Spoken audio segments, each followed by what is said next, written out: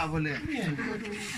บ่อยเพราะเดี๋ยวคนยุ่ง อันเข้าคุเรียก็มีผู้บ่าวอยู่คุนี่ก็อยู่จังเลยผู้บ่าวมาเนาะ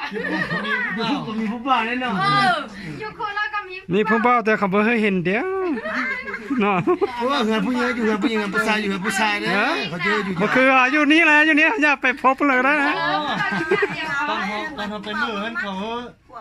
เนี่ยห้องไปอยู่น้ำเดียวดนๆแล้วเขาอยู่น้ำเดียวกันได้ แต่อย่าห้ามบ่ให้เฮ็ดอันนั้นเขาอยู่นำเดียวก็ได้ เจ้าเห็นเดียวจะมือยำเจ้าออกไปคิดไปเนี่ยบอกไปส่วนนี้นั่นแหละเห็นเดียว เฮ็ดนี่เลยก็เฮ็ดดำเจอถ้าพอเจอแล้วเฮ็ดได้ดำเจอ น้องน่ะเป็นตัวพระเอกเชียนะ โอ้ยงเทีย เจ้าตาน้องน่ะเจ้าตัวน่ะตัวพระเอกเชียนะลงดอกตาเถอะนะ ของจุลุผู้เยอะ3 คนเนาะ60 70 80เป็น80 50,000ก็ได้อย่า80 90ตายไปสุไปเส้นเหือยังบ่ย่อยซ้ำ ไม่เท่าได้ซักมาได้ตะนี่ เขาจะไปซักเหือไป เอาตัวนางเอกแต่นะแท้ มีเงินจ่ายแล้วไปซักเหือซักมีเงินได้กินไปซักไปซัก โอ้เอาตัวนางเอกแต่นะแต่ว่าให้เด้อ ให้หน้าน้องหน่อยไปจับลำเจ้าละสีชิลูนดอกสีตาเกิดว่าให้เนาะ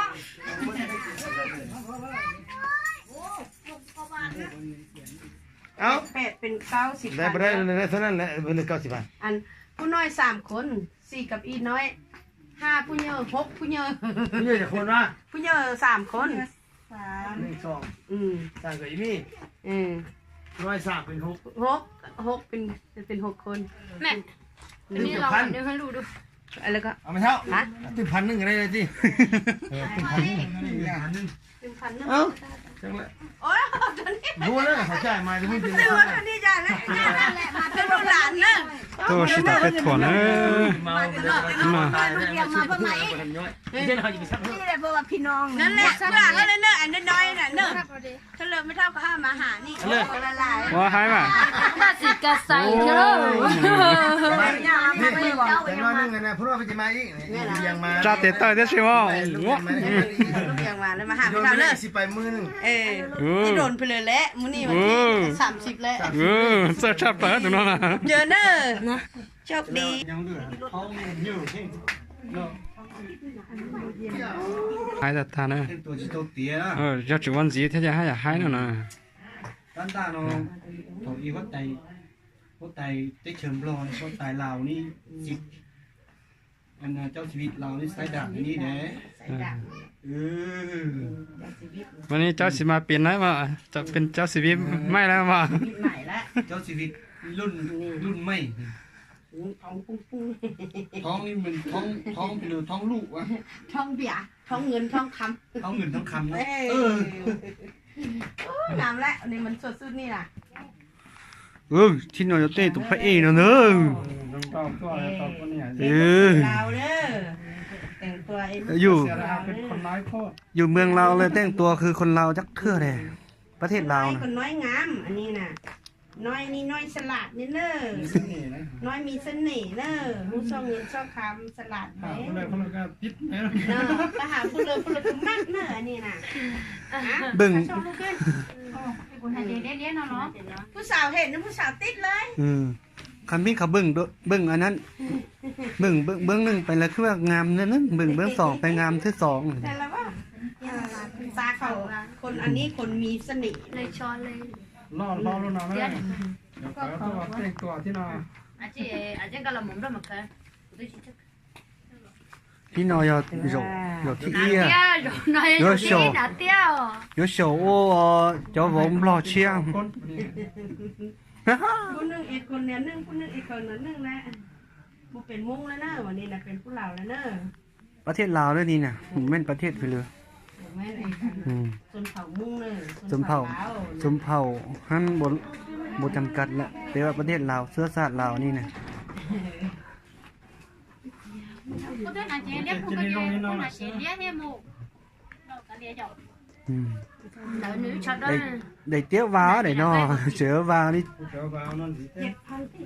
มาตัวเสียวปะเนี่ย là tía chị trong đó ตัวเราอีปลาโล ใช่ตรงเจอข้อนี้ เ ใช่เลย อีเป็นเนี่ยเจ้าผมใส่คนนอก อีเปลี่ยนสนอเจโยลงเจวอลิวเป็นร่างได้นะ แปลงร่างแปลงร่างเอง ยังสิเป็นร่างเด้ออันนี้นะ กำลังแปลงร่าง แปลงร่างแล้วนี่ นี่ใหม่เลย โยเป็นร่างได้เลย ที่นี่ป่ะ ก็รถชมพอแล้ว เอาเนาะ เออ มีชายเจ้าตัวลูกแน่เจ้าตัวลูก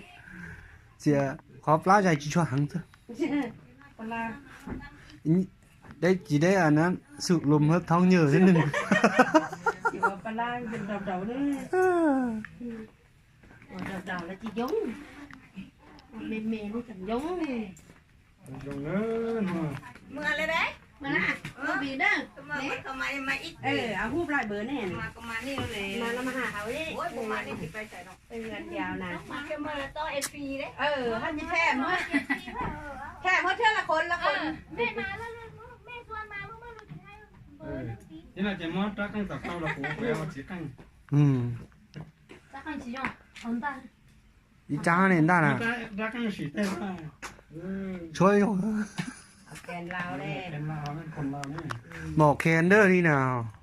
จีกังมาแล้วจะนอนน่ะ เสียกัน สิช่วยเตี้ย ว่าเราดัง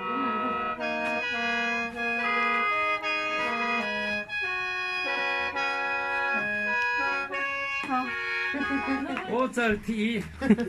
แล้วพอเข้าใจฟัง มันก็จะ ฟังบอกเข้าดนตรี เป่าเป็นแต่บ่เป็นลนตี